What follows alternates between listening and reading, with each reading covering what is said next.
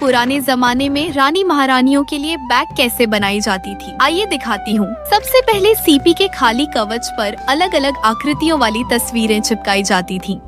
और फिर उसी नमूने के अनुसार उसे बहुत सावधानी से काटा जाता था, क्योंकि सीपी के कवच में मौजूद प्राकृतिक चमक किसी भी इंसान को अपनी ओर तुरंत आकर्षित कर लेती है। अब दूसरी सामग्री जो बेहद खास होती थी वो है लाल चंदन की लकड़ी, जिस पर पुष्पा जैसी फिल्में तो आज बन चुकी हैं, परंतु उस समय में रानियां इसे शुभ मानती थी और राजाओं को आकर्षित करने के लिए लाल चंदन से बनी वस्तुएं अपने पास रखा करती थी। अब इस लकड़ी पर डिजाइन वाला कागज चिपकाकर एक तेज औजार से धीरे धीरे नक्काशी की जाती थी। फिर कागज हटाकर लकड़ी पर बनी आकृतियों को छोटी हथौड़ी और बारीक औजारों की सहायता से उभारा जाता था, ताकि डिजाइन बिल्कुल जिंदा सा दिखे। फिर जो सीपी के कवच पहले से काटे गए थे उन्हें इन नक्काशीदार खानों में बहुत बारीकी से चिपकाया जाता था, क्योंकि सीपी की चमक रोशनी पड़ते ही अलग अलग रंगों में झिलमिलाती है और यही बैग की शाही पहचान बनती थी। इसके बाद कारीगर अपनी असली कला दिखाते थे, जो जितना बारीकी से छोटी छोटी सजावट निखारता उसका बैग उतना ही महंगा बिकता। सीपी के अलावा